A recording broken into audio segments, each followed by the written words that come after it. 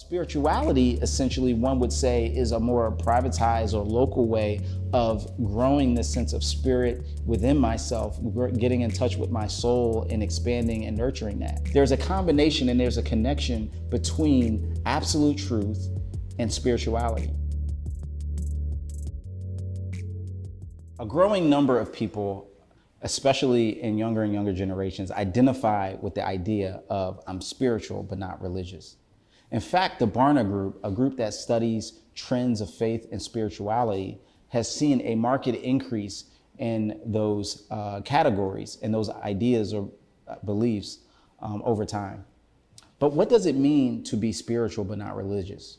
Well, the reality is there's not one fixed way to explain that, but there are some overall trends that help us to understand why this perspective is gaining steam and value.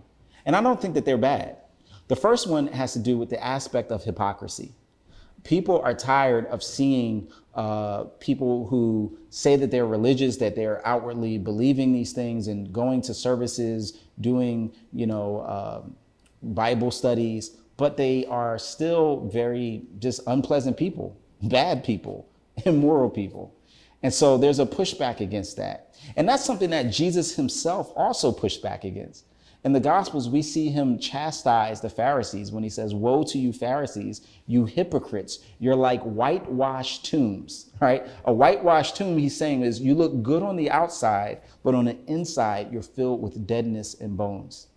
And so that sentiment of not being a hypocrite is a big one that that resonates with what Jesus taught.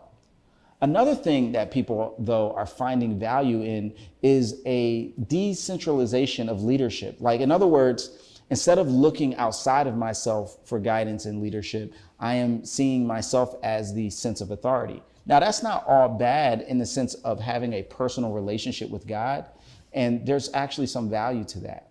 However, here's some of the drawbacks with the idea of being spiritual but not religious.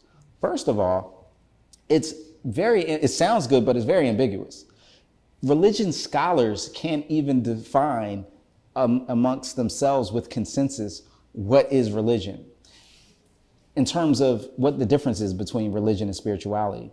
Because most would define religion as conduct, beliefs, and practices that one does in order to experience a sense of transcendence or belief in a supreme being. Well, spirituality, essentially, one would say, is a more privatized or local way of growing this sense of spirit within myself, getting in touch with my soul and expanding and nurturing that. But oftentimes the practices involved with that kind of sense of spirituality involve either meditation or yoga or even going out for a walk. And those are all great, but in a sense, those are religious practices, right? Like anything that you do to try to expand on yourself is an actual religious practice. The difference is you might not be going to a church to do it or a synagogue, but you are experiencing some habit, some regular routine. And so in actuality, I think the truth is that Jesus said this in John chapter 4. He said, the time is coming when people will not worship in this place or in that place, but the Father is looking for true worshipers who will worship him in spirit and in truth. There's a combination and there's a connection between absolute truth and spirituality. You see, one of the problems that the spiritual but not religious camp falls into is a hodgepodge of a cafeteria style. I can pick up this practice and pick up this belief, but they are not internally consistent. It's not truthful. But what Jesus is saying is that those who worship me ought to worship me in spirit and in truth.